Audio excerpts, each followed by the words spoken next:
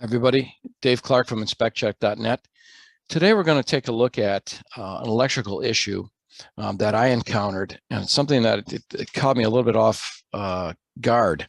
So I want to talk about that right now. I'm going to share my screen and get right into it. And here it is. So I'm going to make it a little bit bigger here, right there. So, standard breaker panel, and everything was wired okay in the panel. I didn't see anything initially, see any issues, except of course for some multiple tapping. So let's take a look at that first. And obviously this is multiple tapped. This one's multiple tapped. This one's multiple tapped. Okay, easy to spot that, easy to report on that. Not a big deal. Of course, any inspector would catch that. But what really caught my eye is the melting of the wires going on here. So if you look, you'll see that there's a little bit happening right here. I'll use red. A little bit right here. Definitely right here, this wire's melting. And we can see that this is starting to melt. Picture's maybe not as clear as it could be. But this, both of these conductors are melted. So at first, I mean, it's again not hard to look at, but if we take a closer look, we see this is a 20 amp breaker. These are both 12 gauge.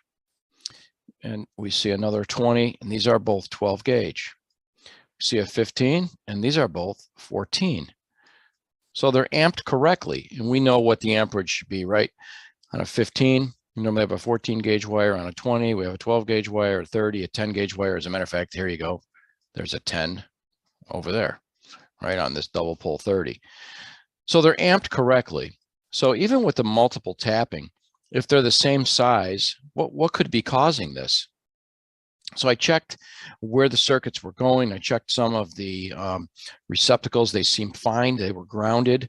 They showed good continuity. They were not reverse polarity. There was no real issue that I could find with it. So I told them it's dangerous, of course, and that we recommend that an electrician take a look at it. And I'd like to know what he found. Well, what he found was that these breakers were defective. All three of them were defective.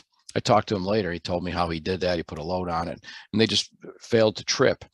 The fact that they're multiple tap, which means they're running, two circuits instead of one, probably didn't help that. As a matter of fact, it probably made it worse.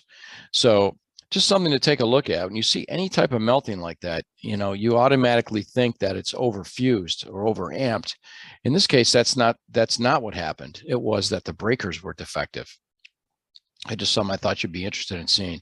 So I want to show you. So how would we report on that? Very simple. They're all simple user inspector. We could go to the electric section, and of course we put down the size, but really we're going to head right to the service panel. In this case, that service panel was in the basement. We'll mark it complete. There were circuit breakers. Mark that complete. No sub panel in this place. And we're not going to click connections appear satisfactory, because they sure don't. And unfortunately, we're going to have to come down here. And we were working on this before. And going to be in our action column, or necessary repair or further evaluation. And we're going to go right over here to evidence of overheating. Okay, so overheating of any part of the electric service is a very serious condition. An electric fire could result from overheating. Recommend. And I'm going to put 3 circuits.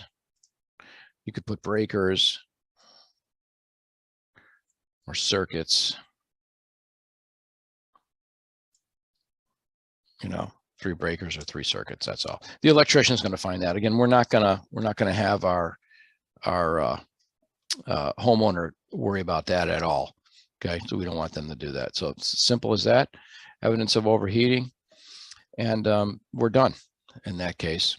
Of course, we have to put down the branch circuit wiring conductor, but as far as that goes, as far as the panel, we could, if you want, say, satisfactory connection, most areas, see below, but I don't want to give them a false sense of security. So I'm probably not going to do that, just so I want to drive their attention to this, because that's very obviously a serious condition. So when we talk about that, the other thing I'm going to do is I'm going to give them an attachment. I'm going to add an attachment. I'm going to go to our library. In this case, I'm going to go down to electric, And I'm going to give them this one,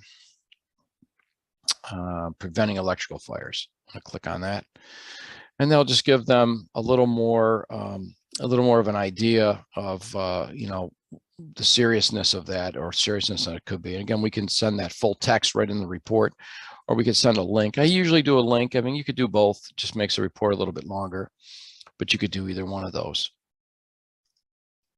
Okay, so we all know the sizes, the amperage, but when that checks out, now again, the multiple tapping was an issue there, but let's pretend that wasn't there, and it was still melted. So that's why I wanted to show you really that sometimes that the melting like that arcing, we don't know what causes that. It could be anything. There could be other things, surges, or you just don't know.